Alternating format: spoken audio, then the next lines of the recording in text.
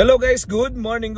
Welcome back dito sa panibago nating video dito sa ating channel. This is Anthony, ang palagi nyo nakakasama dito sa ating mga sharing at kumustahan at bahaginan at kwentuhan ng experience dito sa ating channel na to guys. So sa mga kapwa ko RTL Chicken Racers, ayan, welcome back dito sa ating panibagong video. Ang pag-uusapan natin ngayon is yung importance ng bacterial flushing, no? Kasi may mga nagtatanong, paano daw ba yung bacterial flushing, no? So, yan ang pag-uusapan natin sa maikling video na to, pagkatapos lang ng isang maikling intro.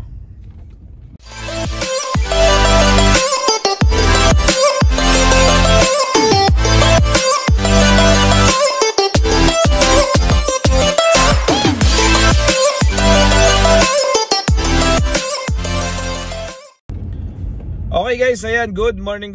Welcome back sa panibagong video. Kung bago ka dito ay baka pwede naman palambing, pa-subscribe ng ating channel guys. Ayan, so at paki-share na rin kung sa tingin nyo nakakatulong ang mga videos na ina-upload natin dito. Ayan, kagagaling lang ulit natin sa trabaho, pantatlong gabi natin ngayon. Paglabas natin ngayon 7:59 ng umaga, Wednesday ng morning, no? So guys, ayan, good morning sa inyong lahat at good afternoon sa lahat ng mga nasa Pilipinas na. Ayan, so guys, ang tanong ng isang subscriber natin, ano ba daw yung importansya ng bacterial flushing at paano natin ito ginagawa?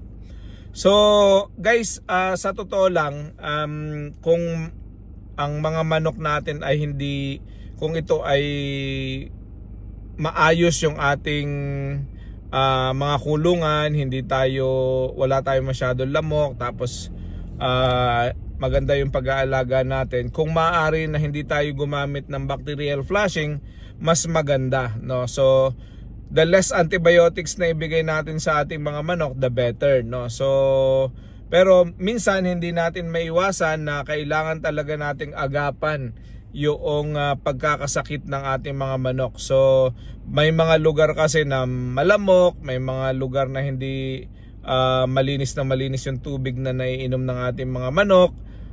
May mga lugar na very prone sa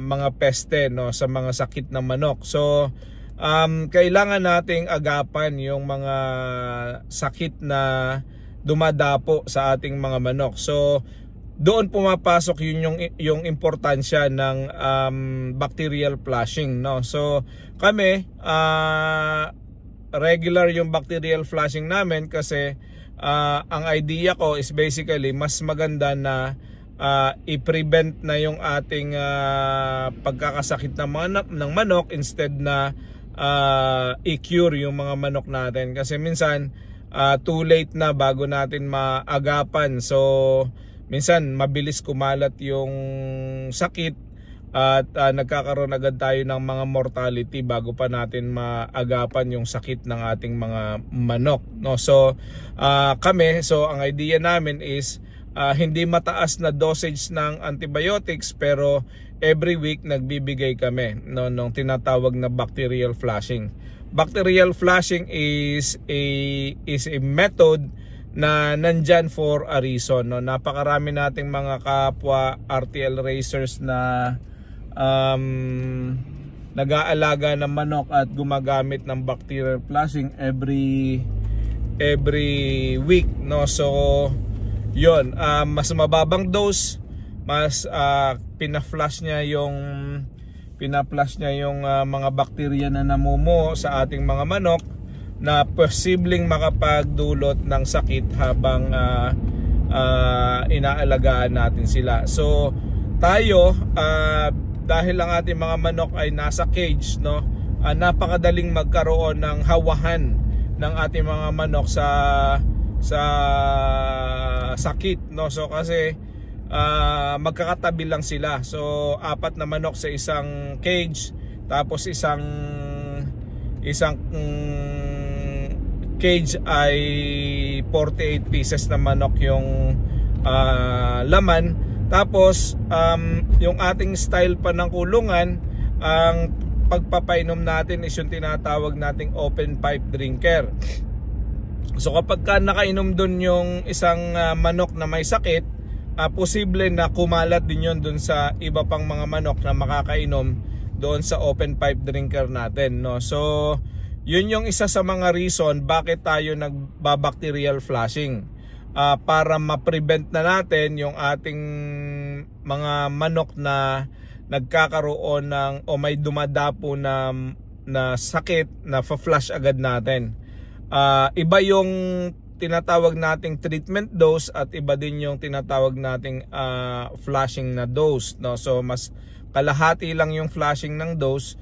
Ang ginagawa natin is 5 milligram na dose sa mga nasa around 30 to 50 pieces ng manok. So sa isang cage, isang 5 grams na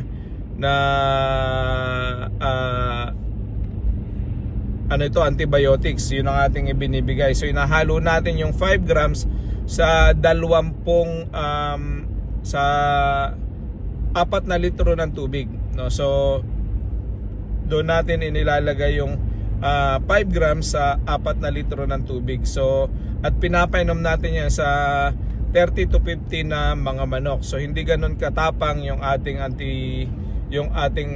bacterial flushing, no? So yun yung isa sa mga reason bakit tayo gumagawa niyan. Tapos syempre pagka ginagawa natin yan every week, hindi pwede na pare-parehas na antibiotics yung pinapainom natin every week. So ang tendency niyan, sinasabi ko na noon pa sa ating mga videos na nakaraan, ang tendency niyan magkakaroon ng antibiotic resistant ang ating mga manok.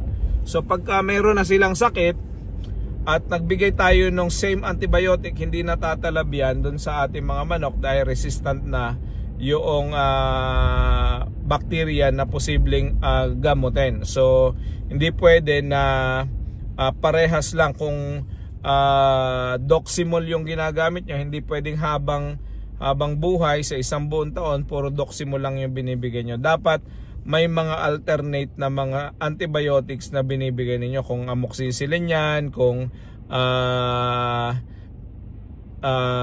Premoxil yan, kung yan ay Sulfar QR, o kung ano mang antibiotics yung ginagamit nyo. Ang mahalaga, every week ay pwede kayong magpalit o nagpapalit kayo ng antibiotics. Kami, 3 klase ng antibiotics lang yung ginagamit namin, at every week iba-iba yon. So kung ngayong linggo na to ay Sulfar QR, the next week is Doximol naman, sa susunod na linggo is Premoxil naman. So ganun ang aming ginagawa para yung ating mga manok hindi siya maging antibiotic resistant, no? So yun yung isa sa mga pamamaraan ng aming pagbabacterial flushing, no? So hindi ko alam kung ganito din yung ginagawa ng iba, pero ito yung mukhang effective sa aming mga manok. Hindi kami nagkakaroon ng kaso ng malaria, tapos hindi rin kami nagkakaroon ng ibang mga klase ng sakit, no? May pailan-ilan na sinisipon, pero ang ginagawa natin, syempre binibigyan na natin agad yan ng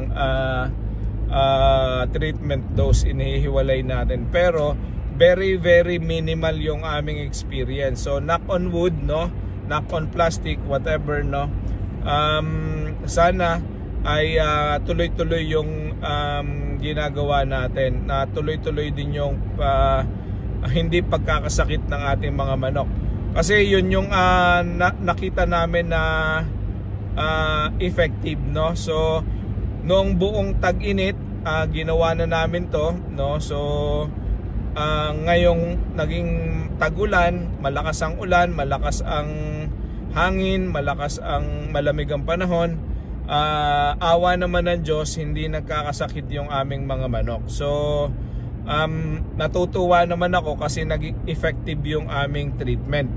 So kung namamatayan kayo ng manok palagi, tapos nakikita nyo may bulutong yung manok ninyo, o yung mga manok nyo ay punong-puno ng sipon, pag-mata, tapos tumutulo yung ilong, tapos ang halak ng halak, subukan ninyong i-practice yung ginagawa namin. At ayon sa research naman, yung pinapainom natin na dose ay hindi siya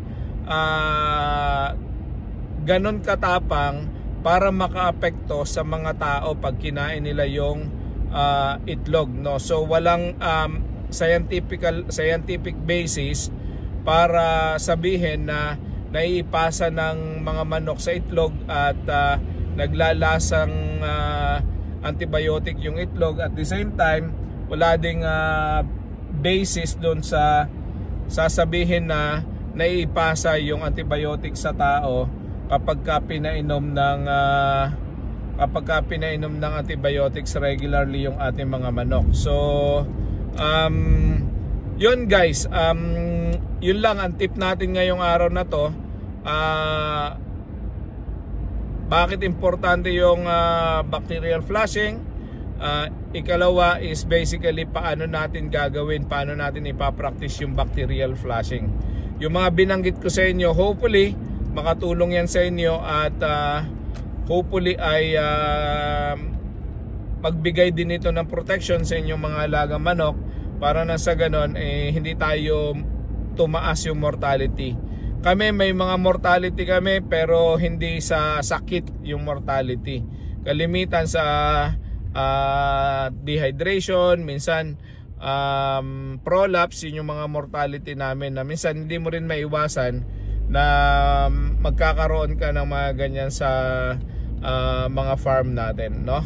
So yun guys, maraming salamat at kung nakarating ka sa dulo ng video na to ay baka pwedeng palambing na pa-subscribe ng ating channel. At the same time, paki-click na rin yung notification button para sa ganon palagi kang updated sa susunod nating mga video. Yun lang, God bless, see you all sa susunod nating video.